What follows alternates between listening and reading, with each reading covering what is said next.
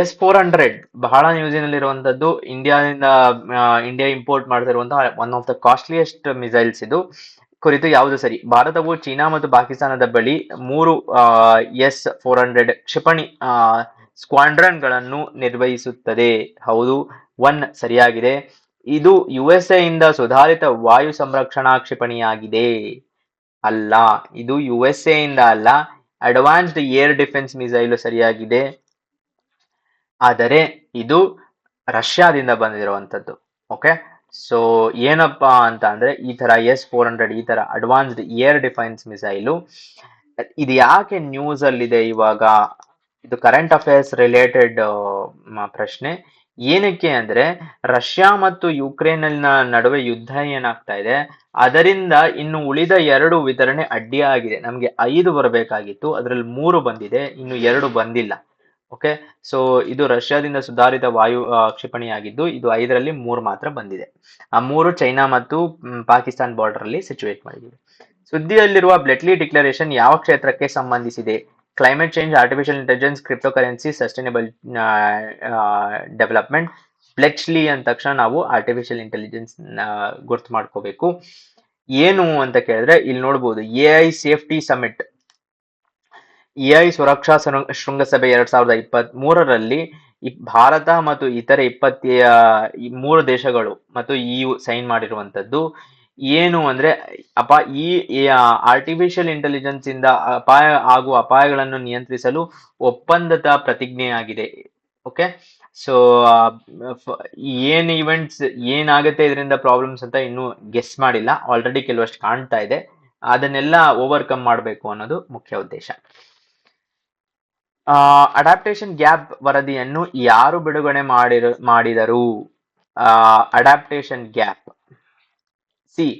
Adaptation ಅಂದ್ರೆ ನಾವು ಏನು ಕ್ಲೈಮೇಟ್ ಅಡಾಪ್ಟೇಷನ್ ಇದೆ ಅದನ್ನ ಮೀಟ್ ಮಾಡದೇ ಇರೋದು. ಓಕೆ, ಆ ರಿಪೋರ್ಟ್ ಯಾರು ಅಂದ್ರೆ UNCSD ಅಂತೂ ಮಾಡಿರೋದಿಲ್ಲ ಮತ್ತು ವರ್ಲ್ಡ್ ಎಕನಾಮಿಕ್ ಫೋರಮ್ ಮಾಡಿರೋದಿಲ್ಲ. UNFCCC ಆದ್ರೂ ಆಗಿರ್ಬೇಕು, UNEP ಆಗಿರ್ಬೇಕು. UNFCCC ಯೂಶುವಲಿ ಕನ್ವೆನ್ಷನ್ಸ್ ಹೋಲ್ಡಿಂಗ್ ಅಲ್ಲಿ ಬಿಸಿ ಇದೆ. ಅಡಾಪ್ಟೇಷನ್ ಗ್ಯಾಪ್ ಅನ್ನೋದೇನಿದೆ ಇದು scientific related document. Okay, so ಹಾಗಾಗಿ UNEP ಈಸ್ ರೈಟ್ ಆನ್ಸರ್. ಅವರು ರಿಲೀಸ್ ಮಾಡಿರೋ ರಿಪೋರ್ಟ್ ಇದು. ಮುಂದಿನ ಪ್ರಶ್ನೆ, ಯಾವ ಕೇಂದ್ರ ಸಚಿವಾಲಯವರು ಮಹಿಳೆಯರಿಗಾಗಿ ಮಹಿಳೆಯರು ಅಭಿಯಾನವನ್ನು ಪ್ರಾರಂಭಿಸಿದರು? Women child development, Jal Shakti, housing and urban affairs, health and family welfare. Mostly ಇದು ವುಮೆನ್ ಅಂಡ್ ಚೈಲ್ಡ್ ಇರ್ಬೋದು ಅನ್ಸುತ್ತೆ, ಅದು ತಪ್ಪು. ನೀರು ಅಂದ್ರೆ ಜಲಶಕ್ತಿ ಅನ್ಸುತ್ತೆ, ಅದು ತಪ್ಪು. Right answer is housing and urban affairs. Okay, so ಯಾಕೆ ಅಂತ ಕೇಳಿದ್ರೆ ಜಲಶಕ್ತಿ ಇದೇನು ಅರ್ಬನ್ ಏರಿಯಾಸ್ ಅಲ್ಲಿ ಜಲಶಕ್ತಿ ಏನು ಇದು ಇದೆ, ಅದು ministry of housing and urban affairs ಅಲ್ಲೇ ಬರ್ತಾ ಇದೆ. ಓಕೆ, ಅದರದ್ದು ಫ್ಲಾಗ್ಶಿಪ್ ಸ್ಕೀಮು ಅಮೃತ್ ಅಂತ. ಅದರ ಅಡಿಯಲ್ಲಿ ಜಲ ದೀಪಾವಳಿ ನವೆಂಬರ್ ಅಲ್ಲಿ ಮಾಡಿರೋದು women for water, water for our women ಅಂತ. ಮುಂದಿನ ಪ್ರಶ್ನೆ, ಕವಚ್ 2 ಅನ್ನೋದು ಹೊಸದಾಗಿ ಒಂದು ರಿಲೀಸ್ ಆದಂತಹ ಪ್ರೋಗ್ರಾಮು. ಇದು ಸರ್ಟಿನ್ ನಿಂದ ಡೆವಲಪ್ ಆಗಿದೆ. Automated software program that is design to perform repetitive task.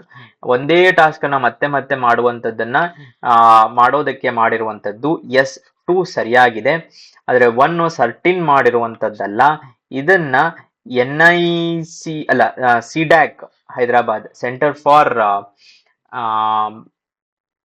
Full form ಮರ್ತು ಹೋಗಿದೆ ನನಗೆ. CDAC Hyderabad developed Android devices bot removal tools, Kavach ಅಂತ. ಆದ್ರೆ NIC ಒಂದು ಮಾಡಿದೆ, ಅದು ಯಾವುದು ಅಂದ್ರೆ ಸ್ಕ್ಯಾನ್ ಬಾಟ್ ರಿಮೂವಲ್ ಅಂತ. ಸೊ ಇವೆರಡು software applications Kavach 2. Okay, so match the following ಅಲ್ಲಿ ಬರೋ ಚಾನ್ಸಸ್ ಇರುತ್ತೆ. ಮುಂದಿನ ಪ್ರಶ್ನೆ, ಬನ್ನೇರುಘಟ್ಟ ನ್ಯಾಷನಲ್ ಪಾರ್ಕ್ ಬಗ್ಗೆ. ಸೊ ಕರ್ನಾಟಕ ಎನ್ವಿರಾನ್ಮೆಂಟ್ ರಿಲೇಟೆಡ್ ಪ್ರಶ್ನೆ ಇದು. ಬನ್ನೇರುಘಟ್ಟ ರಾಷ್ಟ್ರೀಯ ಉದ್ಯಾನವನವು ಭಾರತದ ಅತಿ ದೊಡ್ಡ ಕುರುಚಲು ಕಾಡಿನ ಭಾಗವಾಗಿದೆ. Shrub forests in one of the biggest parts ಇದು ಅಂತ ಹೇಳ್ತಾ ಇದ್ದಾರೆ. Yes, it is one of the biggest parts. ಯಾವುದು ಸರಿ ಅಂತ ಪ್ರಶ್ನೆ, ಅದು ತಪ್ಪಾಗಿದೆ ಅಂತ. ಉದ್ಯಾನವನ ಮೂಲಕ ಹರಿಯುವ ನದಿ ಸುವರ್ಣಮುಖಿ ನದಿ. ಬನ್ನೇರುಘಟ್ಟ ಥ್ರೂ ಹರಿಯುವ ನದಿ ಸುವರ್ಣಮುಖಿ. ಎಸ್, ಅದು ಸರಿಯಾಗಿದೆ. ಬನ್ನೇರುಘಟ್ಟ ಹೊಸೂರು ಪ್ರದೇಶವು ಕಾವೇರಿ ಉತ್ತರ ವನ್ಯಜೀವಿ ಅಭಯಾರಣ್ಯ ಭಾಗಗಳನ್ನು ಹೊಂದಿದ ಮತ್ತು ಅದರೊಳಗೆ ಕಾವೇರಿ ವನ್ಯಜೀವಿ ಅಭಯಾರಣ್ಯವನ್ನು ಹೊಂದಿದೆ. ಏನು ಪ್ರಾಬ್ಲಮ್ ಅಂದ್ರೆ ಇವೆರಡರ ಬಗ್ಗೆ ನಾವು ಕೇಳೇ ಇಲ್ವಲ್ಲ ಅಂತ ಅನ್ಸುತ್ತೆ. Kaveri north wildlife sanctuary, Kaveri wildlife sanctuary ಅಂತ ಇವೆರಡು ತಮಿಳುನಾಡಿನಲ್ಲಿರುವಂತದ್ದು. ಓಕೆ, ಈ ಏರಿಯಾ ಏನಿದೆ ಬನ್ನೇರುಘಟ್ಟ ಹೊಸೂರ್ ಏರಿಯಾ, ಇದರ ಪಾರ್ಟ್ ಅಲ್ಲಿದೆ ಅಂತ ಹೇಳ್ತಾ ಇದ್ದಾರೆ. Has also parts of it. Yes, so ಇದನ್ನ ನಾವು ನಾಲೆಡ್ಜ್ ಅಲ್ಲಿ ಇನ್ಕ್ರೀಸ್ ಮಾಡ್ಕೋಬಹುದು. All the above are correct. Okay, so D is right answer. Bannerghatta national park ಬಗ್ಗೆ. ಕರ್ನಾಟಕದಲ್ಲಿ ಬನ್ನೇರುಘಟ್ಟ ಉದ್ಯಾನವು ಭಾರತದ ಅತಿ ದೊಡ್ಡ ಕುರುಚಲ ಪ್ರದೇಶ. ಇದು 260 ಕಿಲೋಮೀಟರ್ ಚದರ ಮತ್ತು ಸುವರ್ಣಮುಖಿ ಹೊಳೆಯಿಂದ ಅಮೃತ ಆಗಿದೆ. ಬೆಂಗಳೂರಿನ 27 ಕಿಲೋಮೀಟರ್. ಇನ್ನೊಂದು ಪಾರ್ಟ್ ಏನು ಅಂದ್ರೆ 3 ಪ್ರೊಟೆಕ್ಟೆಡ್ ಏರಿಯಾಸ್, ಆಗ್ಲೇ ಹೇಳ್ದಂಗೆ Kaveri north, Kaveri wildlife sanctuary. World Water day. Last time KAS ಪ್ರಶ್ನೆಯಲ್ಲಿ ವರ್ಲ್ಡ್ ಸಾಯಿಲ್ ಡೇ ಬಗ್ಗೆ ಪ್ರಶ್ನೆ ಕೇಳಿದ್ರು. ಸೊ ಅದೇ ಥೀಮ್ ಅಲ್ಲಿ ಏನಾದ್ರೂ ಬರ್ಬೋದು ಅಂತ. ಸೆಲೆಬ್ರೇಟೆಡ್ ಬೈ UNEP ಇಂದ ಆಚರಿಸುತ್ತದೆ. ವಿಶ್ವ ಜಲ 2023ರ ವಿಷಯವು ವೇಗೀಕರಣ ಬದಲಾವಣೆ, ಆಕ್ಸಲರೇಟಿಂಗ್ ಚೇಂಜ್ ಅಂತ ಹೇಳ್ತಾ ಇದ್ದಾರೆ. 2 ಸರಿಯಾಗಿದೆ. ವೇಗೀಕರಣ ಬದಲಾವಣೆಯ ಇದರ ಥೀಮ್ ಆಗಿತ್ತು. 1 ತಪ್ಪಾಗಿದೆ. ಸೊ 2 ಸರಿಯಾದ್ದರಿಂದ ನಾವು 1 ಮತ್ತು ಇದನ್ನ ಕ್ಯಾನ್ಸಲ್ ಮಾಡಬಹುದು. B is right answer. ಏನಪ್ಪಾ ಅಂತ ಅಂದ್ರೆ ಯುನೈಟೆಡ್ ನೇಷನ್ಸ್ ಜನರಲ್ ಅಸೆಂಬ್ಲಿಯಲ್ಲಿ ಆಕ್ಸೆಪ್ಟ್ ಮಾಡಿರುವಂತದ್ದು. ಓಕೆ, UNEP ಏನಿದೆ ಅದು ಒಂದು smaller body. UN General Assembly is the biggest body. ಎಲ್ಲ 192 ಕಂಟ್ರೀಸ್, 198 ಅಲ್ಲಿ 192 ಕಂಟ್ರೀಸ್ ಇರುವಂತದ್ದು. So March 22 World Water Day celebrate ಮಾಡ್ತೀವಿ ಅಂತ ಬ್ರೆಜಿಲ್ನ ರಿಯೋ ಶೃಂಗಸಭೆಯಲ್ಲಿ ಆಕ್ಸೆಪ್ಟ್ ಮಾಡಿರೋದು. ಇದು ನೆನಪಿನಲ್ಲಿ ಇಟ್ಕೋಬೇಕು. ಅಂದ್ರೆ ಯಾವಾಗ ಫಸ್ಟ್ ಟೈಮ್ ಎನ್ವೈರನ್ಮೆಂಟ್ ಬಗ್ಗೆ ಚೇತನ ಉಂಟಾಯಿತು ಅವಾಗಿಂದ ಸ್ಟಾರ್ಟ್ ಇರುವಂತದ್ದು. 2023 ಆಕ್ಸಲರೇಟಿಂಗ್ ಚೇಂಜ್ ಅಂದ್ರೆ ಒಂದು ವೇಗಗೊಳಿಸುವ ಮೇಲೆ ಕೇಂದ್ರೀಕರಿಸಬೇಕು, ಬಿಕ್ಕಟ್ಟನ್ನು ಪರಿಹರಿಸಲು, ನೀರಿನ ಮತ್ತು ನೈರ್ಮಲ್ಯದ ಬಿಕ್ಕಟ್ಟನ್ನು, ಸ್ಯಾನಿಟೇಷನ್ ಬಿಕ್ಕಟ್ಟು. ಓಕೆ, UN ಡೆಮೊಕ್ರೆಟಿಕ್ ಫಂಡ್ ಬಗ್ಗೆ ಈ ಕೆಳಗಿನವುಗಳಲ್ಲಿ ಯಾವುದು ಸರಿಯಾಗಿದೆ? UNDEF ಫಂಡ್ಸ್ ನಾಗರಿಕ ಸಮಾಜವನ್ನು ಸಶಕ್ತಗೊಳಿಸುವ, ಮಾನವ ಹಕ್ಕುಗಳನ್ನು ಉತ್ತೇಜಿಸುವ ಯೋಜನೆಗಳಿಗೆ ನಿಧಿ ಕೊಡುತ್ತದೆ ಅಂತ ಹೇಳ್ತಾ ಇದ್ದಾರೆ. ಡೆಮೋಕ್ರಸಿ, ಎಲ್ಲಿ ಹಕ್ಕುಗಳಿಗೆ ಎಲ್ಲಿ ಬೆಲೆ ಇರುತ್ತೋ ಅಲ್ಲಿ ದುಡ್ಡು ಕೊಡ್ತಾರೆ. ಹೌದು, ಸರಿಯಾಗಿದೆ. ಭಾರತವು UNDEF ದ ಸ್ಥಾಪಕ ಸದಸ್ಯ. ಎಸ್, ಈ ತರದ ಯಾವುದೇ ಫಂಡ್ಸ್ಗೆ ಭಾರತದ ಮೇಲುಗೈ ಇದ್ದೇ ಇರುತ್ತೆ. ರೈಟ್ ಅಂತ ಟಿಕ್ ಮಾಡಬೇಕು. ಗೊತ್ತಿಲ್ಲ ಅಂದ್ರೂ ಎಸ್, ನಾವು ಈ ತರದಕ್ಕೆ ಸಪೋರ್ಟ್ ಮಾಡಿರ್ತೀವಿ. ಯಾಕಂದ್ರೆ ಡೆಮೋಕ್ರಸಿ ಬಗ್ಗೆ ನಮ್ಗೆ ಇರುವಂತಹ ಒಂದು ಕಾಳಜಿ ಆ ತರದ್ದು. ಆಂಟಿ ಕೊಲೋನಿಯಲಿಸಂ, ಡೆಮೋಕ್ರಸಿ ಅಂದ್ರೆ ಭಾರತ ಇದ್ದೇ ಇರುತ್ತೆ. Human rights. ಇತ್ತೀಚೆಗೆ ಭಾರತದ ವೀಕ್ಷಣಾ ಪಟ್ಟಿಯಲ್ಲಿರುವ ಜಾರ್ಜ್ ಸೊರೋಸ್ ನಿಂದ ಧನಸಹಾಯ ಪಡೆದ NGOಗಳಿಗೆ UNDF ದೇಣಿಗೆಯನ್ನು ಭಾರತ ಆಕ್ಷೇಪಿಸಿದೆ. ಭಾರತ ಒಬ್ಬ ಪರ್ಸನ್, ಜಾರ್ಜ್ ಸರೋಸ್ ಅನ್ನೋ ಪರ್ಸನ್ ಅನ್ನ ನಾವು ಅವರನ್ನ ವಾಚ್ ಲಿಸ್ಟ್ ಅಲ್ಲಿ ಇಟ್ಟಿದೀವಿ. ಓಕೆ, ಅವರು ಫಂಡ್ ಮಾಡೋ NGOs ಅನ್ನ ವಾಚ್ ಲಿಸ್ಟ್ ಅಲ್ಲಿ ಇಟ್ಟಿದೀವಿ. UNDEF ಇವರಿಗೆ ದುಡ್ಡು, ಇವರು ಫಂಡ್ ಮಾಡಿದಿರುವ NGOs ಗೆ ದುಡ್ಡು ಕೊಡ್ತೀವಿ ಅಂದ್ರೆ ನಾವು ಅಪೋಸ್ ಮಾಡಿದೀವಿ ಅಂತ ಹೇಳ್ತಾ ಇದೆ ಸ್ಟೇಟ್ಮೆಂಟ್. ಆದರೆ ಎಲ್ಲವೂ ಸರಿಯಾಗಿದೆ. ಇದರಲ್ಲಿ ನಾವು ಅವ್ರನ್ನ ವಾಚ್ ಲಿಸ್ಟ್ ಅಲ್ಲಿ ಇಟ್ಟಿರೋದು, ಇವ್ರು ಅವ್ರನ್ನ ಫಂಡ್ ಮಾಡ್ತಾ ಇರೋದು, ಬಟ್ ನಾವು ಅಪೋಸ್ ಮಾಡಿಲ್ಲ. ಓಕೆ, ಸೊ ನೀವು ಫಂಡ್ ಮಾಡಬಹುದು ಅಂತ ಹೇಳಿದೀವಿ. 1 and 2 only is right answer. Okay, so George Soros ಅವರಿಂದ ಧನಸಹಾಯ ಪಡೆದ NGOಗಳಿಗೆ ಭಾರತದ ಯಾವುದೇ ಆಕ್ಷೇಪ ಇರುವುದಿಲ್ಲ. One of the richest persons George Soros ಅವರು ಬಹಳಷ್ಟು NGOsಗೆ ಫಂಡ್ ಮಾಡ್ತಾರೆ.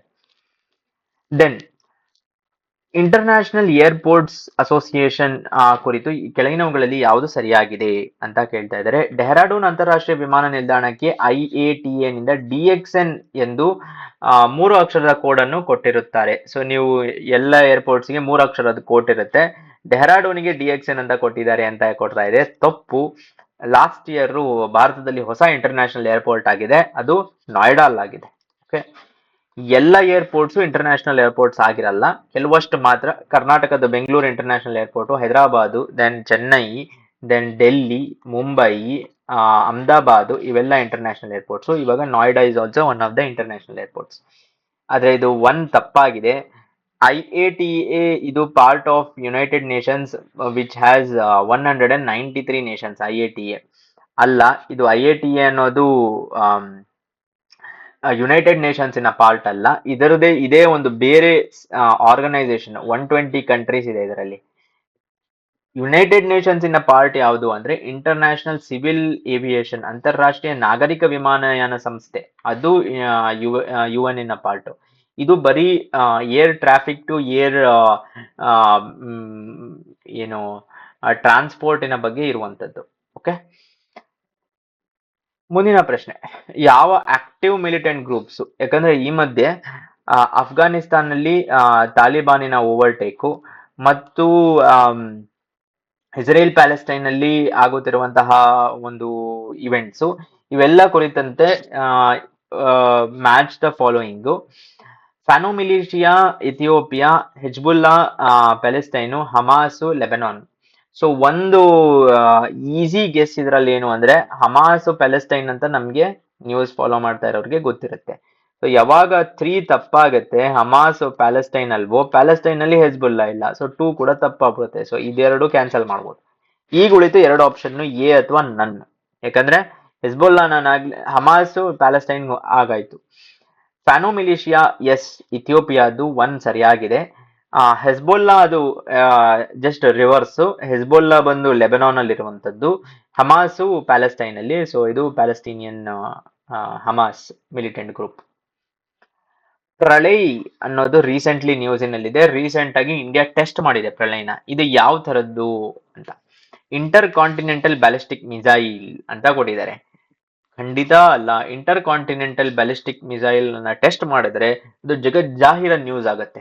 ಓಕೆ, ಇಂಡಿಯಾ ಈ ತರದ್ದು ಟೆಸ್ಟ್ ಮಾಡಿದೆ ಅಂದ್ರೆ ಒಂದು ಕಾಂಟಿನೆಂಟ್, ಭಾರತದಿಂದ ಅಮೆರಿಕಾದ ಮೇಲೆ ಲಾಂಚ್ ಮಾಡಬಹುದಾದಂತಹ ಒಂದು ಕೆಪಬಿಲಿಟಿ ಇರುವಂತದ್ದು.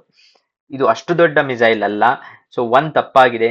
ಸರ್ಫೇಸ್ ಟು ಏರ್ ಮಿಸೈಲ್ ಅಂದ್ರೆ ಭೂಮಿಯಿಂದ ಮೇಲ್ಗಡೆ ಆಕಾಶದಲ್ಲಿ ಬರುವಂತಹ ಡ್ರೋನ್ ಆಗಿರ್ಬೋದು, ಏರ್ಪ್ಲೇನ್ ಆಗಿರ್ಬೋದು ಹೊಡೆಯುವಂತದ್ದು ಅಲ್ಲ. ಆಂಟಿ ಡ್ರೋನ್ ಮಿಸೈಲ್ ಅಲ್ಲ, tactical ballistic missile. Option D is right answer. Okay, so tested Pralay tactical ballistic missile off Odisha coast in through. ಇದು 500 ಕಿಲೋಮೀಟರ್ ವ್ಯಾಪ್ತಿಯನ್ನು ಒಳಗೊಂಡ ಸಾಮರ್ಥ್ಯವನ್ನು ಪ್ರದರ್ಶಿಸುತ್ತದೆ. 2 ಇಸ್ ರೈಟ್. ಎಕ್ಸ್ಪೆಕ್ಟೆಡ್ ಪ್ಯಾರಾಮೀಟರ್ಸ್ ಎಲ್ಲ ಪಾಸ್ ಆಗಿದೆ. ಏಕರೂಪ ನಾಗರಿಕ ಸಂಹಿತೆಯು ರಾಜನೀತಿಯ ನಿರ್ದೇಶನ ತತ್ವಗಳ ಭಾಗವಾಗಿದೆ. ಇದು ಆರ್ಟಿಕಲ್ 45ರಲ್ಲಿದೆ. ಡೈರೆಕ್ಟಿವ್ ಪ್ರಿನ್ಸಿಪಲ್ ಸ್ಟೇಟ್ ಪಾಲಿಸಿಯಲ್ಲಿದೆ, ಬಟ್ ಆರ್ಟಿಕಲ್ 45 ಅಲ್ಲ. ಸೊ 1 ತಪ್ಪಾಗತ್ತೆ. Okay, 1 is wrong. C both ಏನಿದೆ ಅದು ರಾಂಗ್ ಆಗತ್ತೆ, ಯಾಕಂದ್ರೆ 2 ಇಲ್ಲ. ಉತ್ತರಾಖಂಡ ಏಕರೂಪ ನಾಗರಿಕ ಸಂಹಿತೆಯನ್ನು ಜಾರಿಗೆ ತಂದ ದೇಶದ ಮೊದಲ ರಾಜ್ಯವಾಯಿತು ಅಂತ ಕೊಟ್ಟುಬಿಟ್ಟಿದ್ದಾರೆ. ಆಗ್ಬಿಟ್ಟಿದೆ ಅಂತ ಹೇಳ್ತಾರೆ. ಇದು ಗೊತ್ತಿರ್ಲಿ ಆಸ್ಪಿರೆಂಟ್ಸ್ಗೆ ಅಂತ ಕೊಟ್ಟಿರುವಂತದ್ದು. ಎಸ್, ಉತ್ತರಾಖಂಡದಲ್ಲಿ ಅಕ್ಸೆಪ್ಟ್ ಆಗಿ ಬಂದ್ಬಿಟ್ಟಿದೆ. Okay, so 2 is right.